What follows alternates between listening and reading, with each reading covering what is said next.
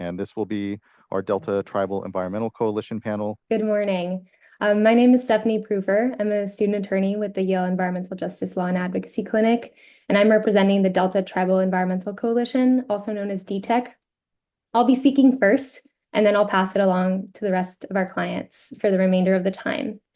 We appreciate the board creating space for this panel. To begin, I would like to recognize the political landscape that we are in.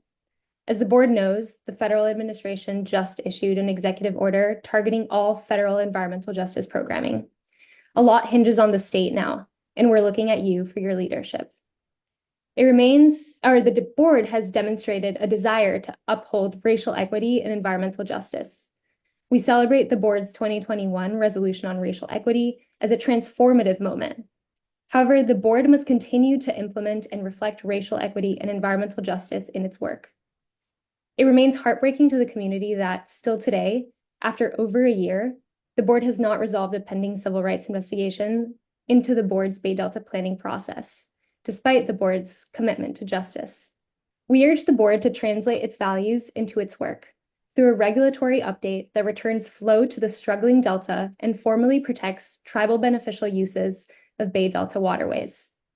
To make this concrete, I will focus my remarks on the voluntary agreements. The other speakers will touch on other aspects of the Bay Delta Plan.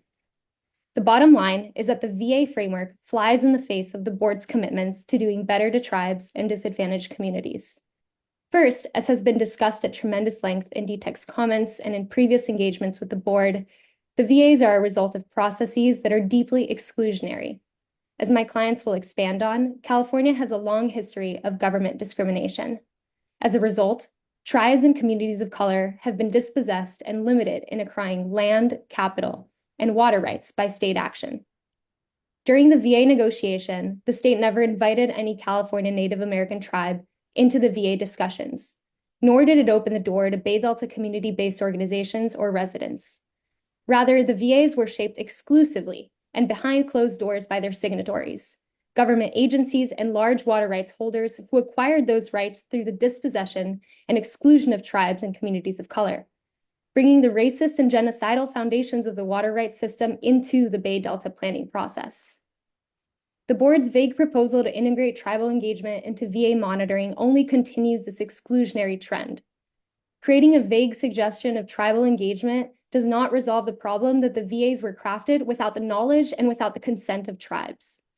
What's more, the VA framework does nothing to acknowledge the board's duty to meaningfully engage with disadvantaged communities who have the knowledge of and rely on the Bay Delta. The VA's inequitable foundations cannot be cured at this stage. Second, the board, by adopting the VAs, would unlawfully delegate regulated authorities vested in the board by the legislature to regulated parties. Under the Porter-Cologne Act, the legislature gave the board specific responsibilities, including the authority to establish water quality control plans. By adopting the VAs, the board would abdicate this responsibility by vesting the power to establish water quality controls in regulated parties. As DTEC points out in its comment letter, the board's reliance on Government Code Section 11415.60 as its source of authority to adopt the negotiated VAs is frankly confusing. That provision was created to give the board flexibility in reaching negotiated resolutions in adjudications. Previous use of this government code show that it's meant to be used on a case-by-case basis, and certainly cannot be used to change or exempt parties from regulation, which is ultimately what the VAs are doing. Lastly, the VAs were clearly crafted to evade EPA's oversight under the Clean Water Act. This effort fails. The board must act in alignment with the requirements of the Porter-Cologne Act and the Clean Water Act, as well as Title VI, CEQA, and other federal and state law discussed in DTEC's comments.